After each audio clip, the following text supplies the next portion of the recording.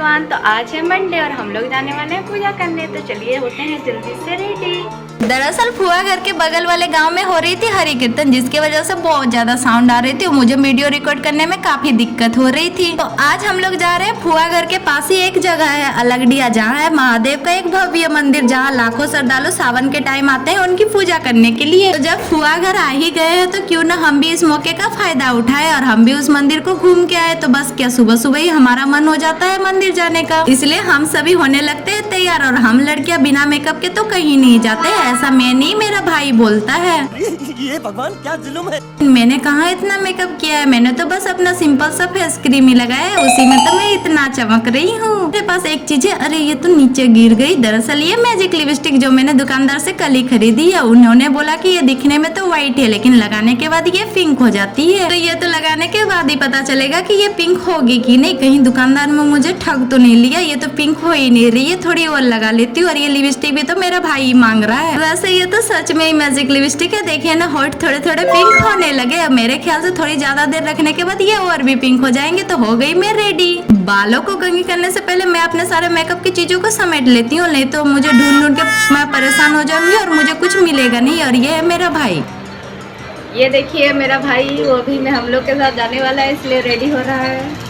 तो जब तक मेरा भाई यहाँ रेडी हो रहा होता है तब तक चलते हैं दी के पास। तो दी यहाँ बैठ के लगा रही होती है पैरों में आलता, और दी के पैरों में ये आलता कितने प्यारे लग रहे हैं। दी ने तो अपने पैरों में कितना खूबसूरत सा डिजाइन भी बनाया था। फिर क्या, दी को आलता लगाते देख मुझसे सबर कहाँ हुआ, इसलिए मैं भी अपने पैरों की लिपा पुताई करनी शुरू हो जाती हूँ। वैसे हाथों में मेहंदी और पैरों में आलता लगाने के बाद तो ये पैर और हाथ के 4 चांद लग जाते हैं। तो फुआ को 20 मिनट बोलने के बाद कम से कम 2 घंटे के बाद हम सभी हो जाते हैं मंदिर जाने के लिए तैयार। और मेरा भाई निकाल लेते अपनी बाइक और मंदिर सिर्फ जा रहे थे मैं, मेरा भाई और दी। और ये इतना स्पीड बाइक चलाता है कि हम तो 10 मिनट में ही मंदिर पहुंच गए, जहाँ आके हमें लेनी थी पूजा के लिए कुछ सामग्री। इसलिए हम मंदिर के पास वाले इस दुकान में आ जाते हैं। ये दुकान मंदिर के बिल्कुल पास है, इसलिए हमें सामान खरीदने के लिए कहीं और जाने की जरूरत ही नहीं पड़ी। तो यहाँ से सारी चीजें खरीदने के बाद हम आ जाते हैं मंदिर। और मंदिर का दृश्य इतना ही प्यारा था कि मैं आपको क्या ही बताऊं। और ये पंछियों की चहचहाट तो मेरे दिल को खुश कर गई सुबह सुबह।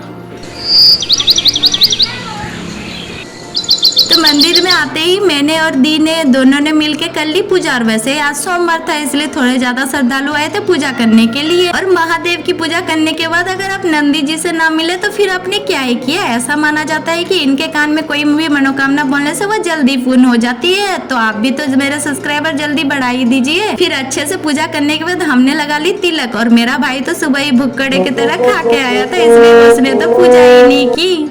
हमने तो पूजा कर ही ली। और मंदिर का दृश्य इतना प्यारा था, मैं आपको क्या ही बताऊं। वैसे मंदिर ऐसा ही एक स्थल होता है जहाँ पे आके आदमी अपने सारे कष्टों को भूल जाता है और यहाँ आके एक सुकून का अनुभव करता है। यहाँ पे जो सुकून है वो तो आपको कहीं नहीं मिलेगा। वैसे जब महादेव हो साथ तो कष्ट की है क्या बात। इसके बाद हम सभी चल देते हैं बाइक में सवार होकर घर की ओर, जहाँ रास्ते में हमें दिखाई देते हैं बहुत ही खूबसूरत से नजारे, जैसे की ये प्यारा सा तालाब। तो मिलते हैं नेक्स्ट वीडियो में, तब तक के लिए बाय बाय।